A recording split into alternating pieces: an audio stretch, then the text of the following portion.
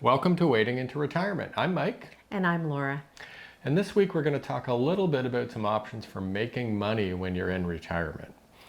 So this is always a hot topic. Not everybody can retire and have enough pension money or social security or whatever government assistance you might get to live the way that they would like in their retirement. Or have the lifestyle that they want to sustain into retirement. I think that's the other thing. People don't want to give up some of the pleasures and the accessories that we've been able to afford while working full time. Yeah, so lots of people do downsize, they do limit their lifestyle choices, maybe not go on vacations, whatever that means for you. And then other people go out and find a way to supplement their income so they can continue to have the same lifestyle that they had in the past. And that's really what we're focused on today, is talking about what are those ways to supplement your income in retirement. Well, and I think it's not just supplementing your income in retirement. We talked about in a previous episode around, the stages of retirement. So if you haven't watched that episode, I highly recommend going back and listening to that, because one of the items that we talked about was really having a purpose. And I find for my work, I always like to have a purpose as well as be paid for it. So I think this is also maybe an option that people might want to explore into retirement. So not just find a purpose, but something that they could also make an income on. Yeah. So I think the first category that we'll talk about is just traditional work. So you could retire from your career type job and basically get another job. So working for somebody else Yes. in some other capacity, whether it be full-time or part-time. A lot of people do that in a part-time perspective in order just to make a little extra money to supplement their income. That way they're not, a slave to the 9 to 5, Monday to Friday kind of job. Well, and I agree. And I think with that, there's some challenges that you might have to face. You would have to make sure that you had your residency and other pieces like that if you're going to do that in another country. Yeah, absolutely. So that is one way to go. Some would argue that you're not really retiring, you're just leaving one job for another. Yep. And I think there is some truth in that. But sometimes a change in job is a good thing, and it might be what you need to relax or de-stress, and that just might be what you need to do and is right for you. Well, and it depends on the purpose for you wanting to make the change. I think for us, a big thing is the harsh winters up here in Canada. So I think even working in another country that was, temperate in climate all year, definitely would be a bonus. Yeah.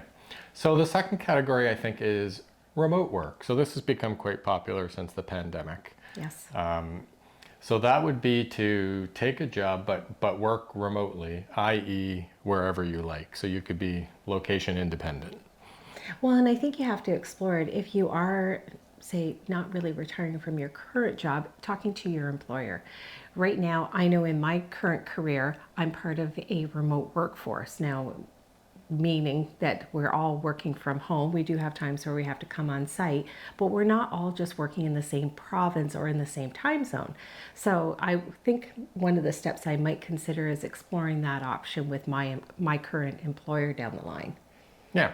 So that is always an option. I would recommend everybody ask their current employer that question first, just to see what is possible. Yep, options. Because you never know what's possible. Maybe you don't have to make as big a change as you thought that you did. Yep. And I think that's also a way to maybe ease into retirement as well, is maybe if you had some sort of remote working situation, you could go to the location you plan on retiring, so you're sustaining some income while you're getting there and moving there and getting settled in and seeing what it takes to live there without not giving up that full-time position. I agree. So I think the third category is the one that there's a lot of talk about, and that's kind of a side hustle or independent work.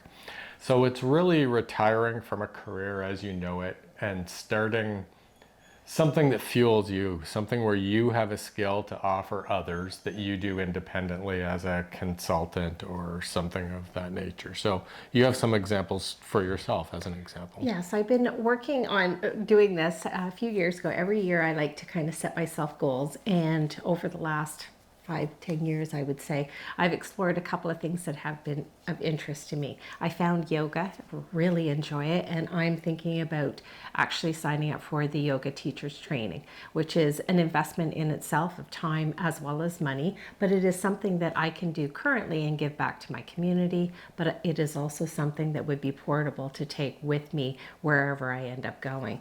Another thing I really enjoy is tarot reading. I've taken a ton of tarot classes, both in person and digitally, and I do family readings. And again, that is something that I could port and either teach others to do, which I strongly and highly recommend, reading for yourself, or I could actually do readings. But there are so many options. You actually have a couple as well, and you are kind of going in a little bit different direction with that too. Yeah, I mean, I just like to tinker around with side hustles all the time. So there's some app development that me and a partner have been working on that could sustain some income going into retirement, depending on how that goes. There's this YouTube channel, right? Yes. So lots of people are starting YouTube channels as a way to get a little bit of income, and it's something you enjoy doing, and you build a sense of community, and you get to meet a lot of nice people that are commenting on your videos. Thank you for all of you that are doing that. And yeah, at the end of it, you make a little bit of pocket change that might cover groceries or rent or something like that, depending on how well that you do. Well, and there's things that we've done when we've gone to other countries that it's nice to have a familiar English speaking, voice to help you acclimate. So, things like the meals where we've gone and we've done like a food tour in the area. I'd love to do something like that because it combines what I love to do, which is eat, as well as the chance of meeting people. Digital photography. I don't know how many times we've had to tap people on the shoulder and say, can you take a picture of us, in front of some sort of building. And other than our last trip to San Miguel, who we ended up getting fantastic photographs from somebody who actually knew how to take a cell phone picture. So it made a big difference. It's something that I think I would like to do, and you definitely are into photography, but go around, do a little bit of teaching on how to help people take the best cell phone pictures, but also do a bit of a tour of the area. There's just so many options, and I think you could pick them up and drop them, as the market demanded it as well. City tours, food tours. Oh yeah. There's cooking classes. Yeah, there's a lot of options along that vein. I think of my father. He retired, I think, when he was mid-50s. But he worked for another 20 years driving basically shuttles. So he would drive back and forth to the Toronto airport, which was, a 3-hour drive from where we lived at the time. And just shuttle people back and forth to the airport. And he enjoyed that because A, he liked to drive, and B, he liked to talk to people. So he had somebody captive for 3 hours in a car, which may not have been a positive experience for the passenger.